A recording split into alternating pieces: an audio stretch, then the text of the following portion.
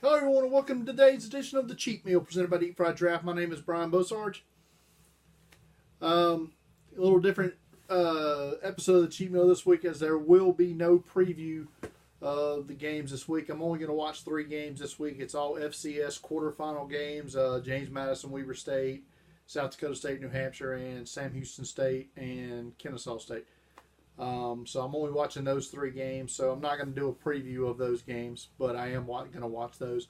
But this week we're going to continue talking about the college football head coaching carousel there and the newest goings on that we haven't talked about since last week. We're going to talk about a handful of underclassmen that we know of that have declared this week. And the biggest thing we're going to talk about today is the Senior Bowl. It's upcoming on January 27th. So that's happening. They've unofficially announced 65 players have accepted invites, although the official Senior Bowl website is only saying 63. So I'll let you know the 2 that they apparently have question marks about now, even though they announced them on Monday. But we'll go position by position and break down players. If I don't have anything to say about a player, it's because I probably haven't watched them, or I'll even let you know that. But I'll let you know what I think quickly about each player. So let's get right into it. Let's talk some college football head coaches. And we're going to start with Texas A&M. And the rumor that I believe I spoke about last week was they were going to hire Jimbo Fisher. That has happened, and they paid him a buttload of money. 10 years and $75 million to get Fisher away from Tallahassee. So I hope it works, Aggies, because it's going to cost you a lot of dough if it don't. But so that's the case there. And since Florida State had to hire a new coach, they did, and they go to Oregon. 1 year at Oregon, and Willie Taggart, formerly of Western Kentucky, formerly of South Florida, now formerly of Oregon, is the new head coach at Florida State. He signed a 6-year contract there. Says it's his dream job. Grew up as a Florida State fan. Now going to get to coach that team. So that's going to open up Oregon. Nebraska, to the shock of no one, hired Scott Frost as their new head coach. They made it official. It's all done deal. He should. The word is he's still going to coach UCF in the Peach Bowl against Auburn. Which is noble of him and Nebraska, if that does indeed happen. Auburn head coach Gus Malzahn was rumored to head to Arkansas. Not the case. Staying at Auburn, signs a new 7-year contract there.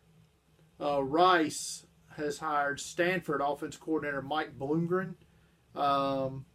The rumor there was that South Carolina offensive coordinator and Rice alumni Kurt Roper was up for that job. I now know why he was up for that job, because they was basically saying, hey, we hope you get this job, because if not, we're going to fire you. And that happened today as South Carolina fired Kurt Roper. UCF replaces Scott Frost with Missouri offensive coordinator and former Oklahoma Heisman Trophy winner. No, he didn't win a Heisman Trophy. Sorry. Former Oklahoma quarterback Josh Heupel, the Mizzou offensive coordinator. And they immediately hired Randy Shannon, the former Florida defense coordinator, former Miami head coach, as the defense coordinator at UCF. Talked about Florida State and Willie Taggart. Arkansas officially announced today that they have hired SMU head coach Chad Morris. Morris only going to make $3.5 million a year at Arkansas. He took less money so they could hire better assistants. But Morris turned around the SMU program. He's a former offensive coordinator at Clemson.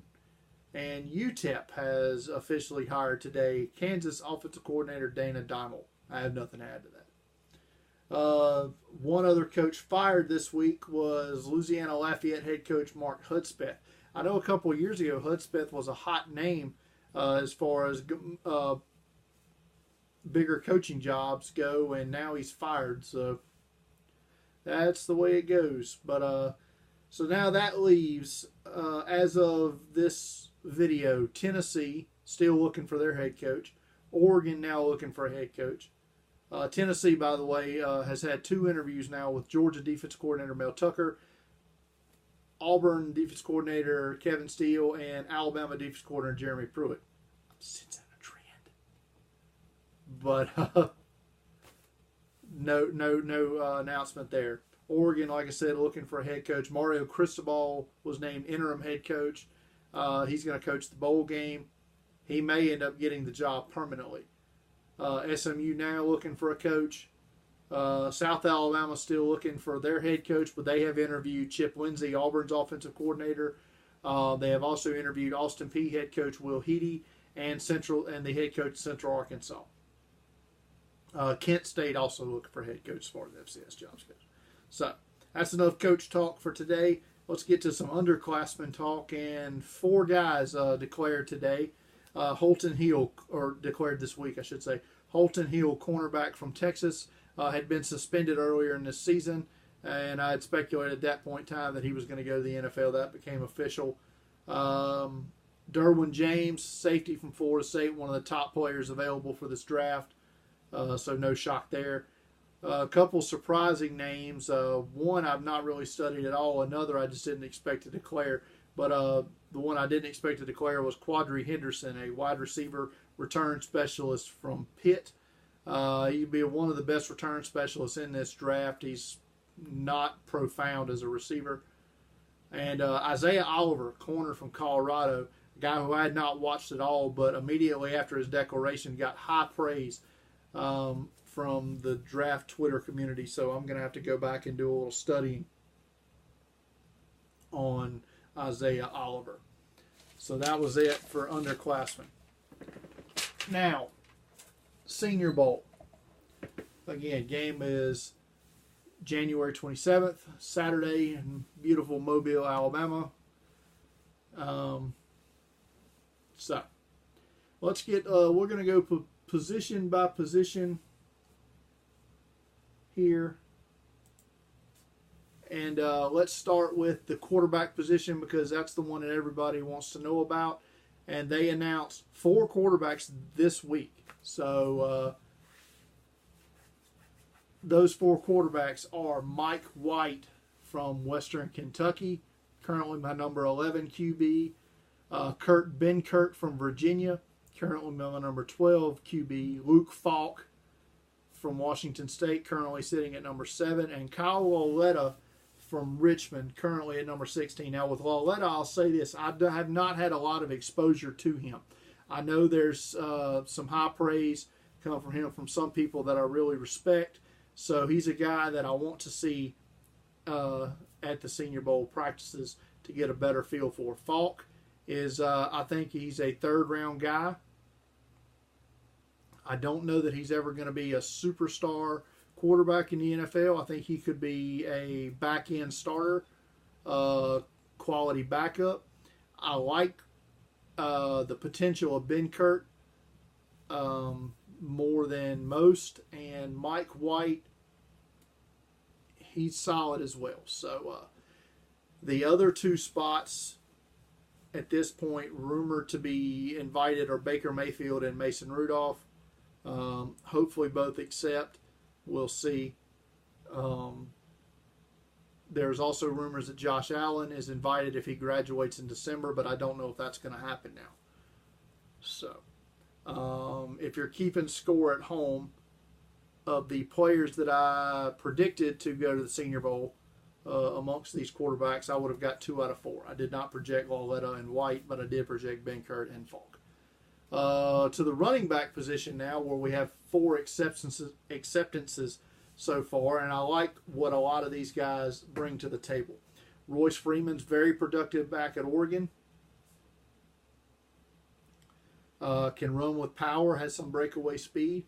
Akron Wadley is I think he's a zone blocking scheme runner, one cut go, but excels at that. Rashad Penny's one of the best overall backs in this draft. Has a mix of power and speed, also returns kicks, excellent out of the backfield receiving the ball. Kalen Ballage is huge for a running back, but he can catch, he can run, does a lot of good things with the football. I also projected all 4 of those guys, so I'm 4 for 4 at the running back position so far on my Senior Bowl skill position projections. Fullback, missed both of these guys on my projection, but Dimitri Flowers from Oklahoma, currently my number 2 fullback. And Nick Bawden from San Diego State, my number 4 fullback. Now, I put a question mark by Nick Bawden's name because he was announced amongst the list of names Monday by the Senior Bowl, but it is not on their official list of accepted invites at their website. So, Don't know if there's some paperwork confusion there or if they got prematurely acknowledged his acceptance. But either or. Wide receiver, you have Anthony Miller from Memphis, my number 12 receiver. Alan Lazard from Iowa State, number 6. Jaleel Scott, New Mexico State, number 14. Michael Gallup, Colorado State, my current number 16. Marcel Aitman, currently number 17. And Jamon Moore from Missouri, currently unranked on my receiver rankings. But let's hit with Miller. Number 12 may be too low. He just does so much with the football, but I just don't think he's a true number 1 because of his size, but he's such a great route runner and great hands. He's going to be a starter in the NFL for many years, but I just don't know that he's your true number 1. Lazard is a big, physical, fast receiver, but plays at Iowa State, so didn't get a whole lot of pub. Jaleel Scott is 6'6", 210, 215. Just freak catch radius, great hands. I don't know about his long speed. That's something that maybe we'll get a chance to see in Mobile to see how he separates. Michael Gallup, Colorado State, very productive. Marcel Aitman's another big bodied wide receiver. And Jamon Moore is another productive receiver in the SEC. It's a tight end position. Ian Thomas from Indiana, my number 10 tight end. Dallas Goedert, South Dakota State, my current number 2 tight end. Adam Brenneman, number 6. Adam Brenneman from UMass, number 6. Tyler Conklin from Central Michigan, number 7. And Chris Herndon from Miami, unranked as of right now, but he tore his MCL and is not going to play in the game, but he accepted his invite. So I expect two more acceptances of tight ends there. But as far as projections go, I'm 3 out of 4 of the guys that will actually play. I didn't have Tyler Conklin. But Ian Thomas was a JUCO transfer, I believe. He's not as productive as I'd like to see in Indiana. I think he may have been dealing with some injuries as well.